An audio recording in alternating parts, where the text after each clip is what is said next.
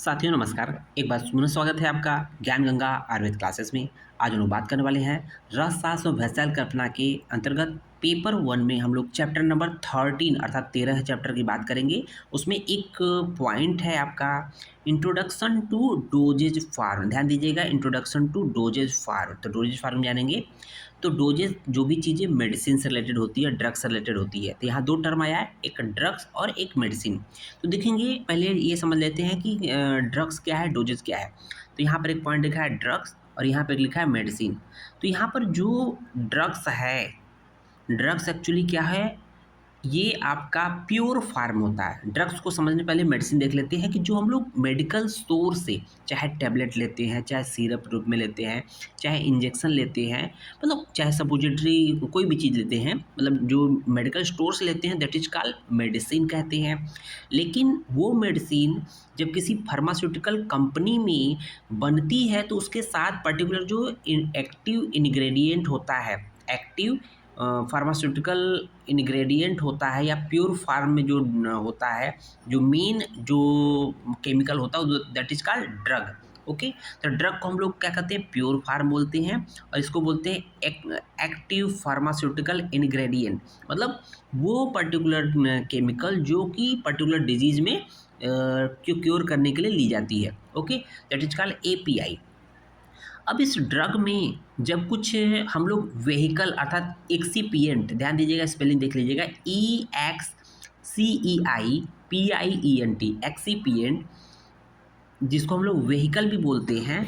Excipient में हम लोग क्या क्या देखते हैं, तो उसमें क्या क्या एक्सपिएंट में होता क्या है, बाइंडिंग एजेंट होता है, स्वीटनिंग एजेंट होता है, फ्लेवरिंग एजेंट होता है, डाइल्यूएंट होता है और प्रिजर्वेटिव एजेंट होता है। तो जैसे कोई भी चीज़ पर्टिकुलर जो ड्रग है उसको लंबे समय तक बनाए रखने के लिए, चलाने के लिए उसमें उसको कुछ बाइंडिंग एजेंट डालते हैं, कुछ स्वीटनिंग, मतलब कुछ जैसे उसका टेस्ट अलग है तो उसको मीठा, जैसे बच्चों की अक्सर देखेंगे दवाएं क्या होती है, मीठे फार्म होती है, मतलब सिरप जो है मीठा होता है बच्चों का, या flavouring, particular flavour orange flavour का है या अलग बनाना फ्लेवर का है, अलग अलग फ्लेवर होता है, और डाइल्यूएंट होता है और कुछ प्रिजर्वेटिव, क्योंकि उनको लंबे समय तक सही रखना होता है। तो ये सब चीज़ें जो मिलके क्या कहलाती है, एक्सीपिएंट। तो ड्रग में जब एक्सीपिएंट को ऐड करते हैं तो उसको हम लोग मेडिसिन के रूप में कन्वर्ट करते हैं। तो drug plus excipient equal to क्या हो जाएगा, मेडिसिन हो जाएगा। तो कुछ समझ में आ रहा होगा। अब देखते हैं कि इसको डिफाइन करते हैं। Drugs are rarely administered in their pure form. तो ये जो ड्रग्स है वो बहुत ही रेयर तरीके से ही यूज की जाती है, अदरवाइज इसके साथ कुछ ना कुछ ऐड किया जाता है, चाहे उसके साथ बाइंडिंग हो, स्वीटनिंग हो, फ्लेवरिंग हो, डाइल्यूएंट हो या प्रिजर्वेटिव बिना ऐड किए तब तक यूज नहीं की जाती है। तो ड्रग्स आर रेयरली एडमिनिस्टर्ड मतलब यूज की जाती है इन रेयर देयर प्योर फार्म। ठीक है, प्योर फार्म मतलब ड्रग या एक्टिव फार्मास्यूटिकल इंग्रेडिएंट। ठीक है, बिफोर एडमिनिस्ट्रेशन मतलब उसको यूज करने से पहले, यूज करने से पहले, और into its final appearance, means जो फाइनल अपीयरेंस क्या है, मेडिसिन। फाइनल अपीयरेंस मतलब मेडिसिन ग्रुप में लाने से पहले ड्रग्स आर मिक्सड विथ, यही कह रहा है, ड्रग्स में क्या मिक्स करते हैं, excipient. Drugs are mixed with different type of adjuncts. Adjuncts क्या होता है, एक्सीपिएंट या वेहिकल। ठीक है, एडजंक्ट्स क्या होता है, एक्सीपिएंट या वेहिकल। ठीक है, resulting into their transformation which is called as a dosage form. तो जो मेडिसिन है एक्चुअली वो डोजेज फार्म में है। जो मेडिसिन मेडिकल स्टोर से जो हम लोग चीज़ लेते हैं, जो फाइनल प्रोडक्ट बन के आता है मेडिकल स्टोर से, स्टोर रूम से, तो वो एक्चुअल में डोजेज फार्म होता है, उसको सेवन करते हैं, न कि हम लोग ड्रग्स को। ठीक है, अब देखेंगे the different dosage forms are also needed according to chemical entity of drug or action which is desired at particular route. कहने का मतलब अलग अलग रूट, जो इंजेक्शन के मतलब कि बॉडी में इंटर करने का अलग अलग रूट होता है, तो वो अलग अलग फार्म में आपका डोजेज फार्म होता है या मेडिसिन अलग अलग फार्म होती है। जैसे ओरल में है तो टैबलेट होगा, कैप्सूल हो गया, है ना, इस तरह की चीज़ें हो गई। अगर इंट्रावेनस है तो इंजेक्शन फार्म हो गया, या एक तरह से ओरल की जगह अगर मान लीजिए एनल कंडीशन, एनल से लेना है, वजाइनल लेना है तो सपोजिटरी हो गई। तो अलग अलग रूट में अलग अलग डोजेज फार्म, अलग अलग मेडिसिन टाइप की यूज होती है। ठीक है। The dosage form of a drug should be designed in such a manner, मतलब जो ड्रग का डोजेज फार्म जो होता है वो कुछ इस तरह से डिजाइन किया जाता है जिससे कि that it can fulfil the expectation of the physician, pharmaceutical scientist and patient who are intimately associated with the creation, prescription and consumption of the dosage form. ठीक है। तो ये चीज़ें आपको कुछ समझ में आ रहा होगा। अब देखते हैं क्लासिफिकेशन ऑफ डोजेज फार्म, अर्थात एक तरह से उसका डोजेज फार्म कितने टाइप का होता है। तो देखिए dosage forms can be 3 types, उसको 3 क्लास में क्लासिफाइड किया गया 3 टाइप में। पहला है सॉलिड डोजेज फार्म, दूसरा है लिक्विड डोजेज फार्म, तीसरा है semi solid dosage form. Okay, एक एक करके देखेंगे हम लोग। सॉलिड डोजेज फार्म में क्या क्या चीज़ है। These are of following types, ये देखेंगे कितने टाइप हो गए। पहला है टेबलेट, सॉलिड डोजेज फार्म में टैबलेट है। उसमें देखेंगे ओरल टैबलेट आता है, जैसे कि आपका पैरास्टामॉल हो। अब उसको लेने के लिए क्या आपको ज़रूरत पड़ेगी, व्हीकल की आवश्यकता पड़ेगी। तो वाटर हो सकता है, मिल्क हो सकता है, स्वेलिड बाई वाटर। ओके, लोजेंजेज होता है। लोजेंजेज आपने देखा होगा कि जब गले में हल्का सा खराश होता है, खांसी होती है तो स्ट्रेप्सिल लेते हैं, तरह का लोजेंजेज। बक्कल होता है, सबलिंगुअल होता है। सबलिंगुअल में देखेंगे ब्लड प्रेशर की जो दवा होती है, सडन बीपी हाई हो गया उसको कम करने के लिए जीभ के नीचे आप निफेडिपिन रख देते हैं। ठीक है ना, निफेडिपिन या डिपिन 5 mg 10 mg रख लेते हैं तो ऑटोमेटिक वो लोअर डाउन होता है बीपी। च्यूएबल में क्या होता है, चबाने लायक क्या हो जाएगा, विटामिन सी आप देख लेते हैं।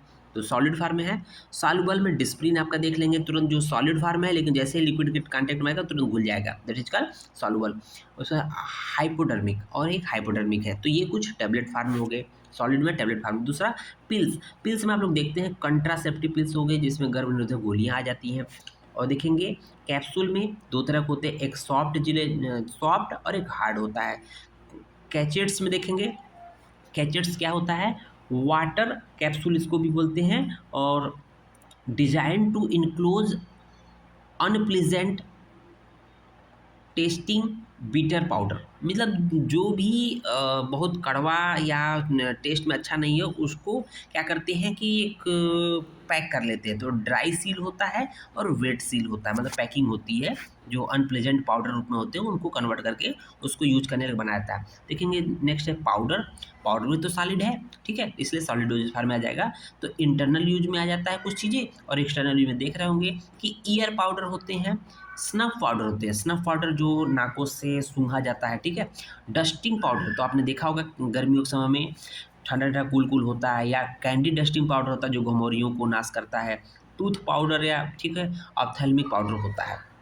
दूसरा देख रहे होंगे यहाँ पर सामने दिख रहा है liquid dosage form. Solid dosage form का जो क्लासिफिकेशन है लिक्विड डोजेज फार्म के है। तो यहाँ पर देखेंगे लिक्विड डोजेज फार्म पहला है, दो टर्म का होता है, एक मोनोफेजिक होता है, दूसरा बाइफोजिक होता है।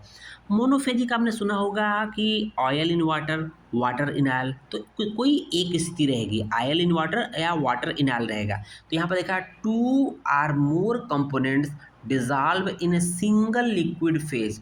सिंगल लिक्विड फेज मतलब आयल इन वाटर और आयल वाटर इन आयल, ठीक है। तो यहाँ पर इसको ट्रू सॉल्यूशन बोलते हैं, सिंगल लिक्विड फेज को ट्रू सॉल्यूशन बोलते हैं, ठीक है। अब देखिए मोनोफेजिक में क्लासिफाई किया गया इंटरनल, इंटरनल में जो ड्रॉप्स होते हैं बच्चों का, ठीक है ना।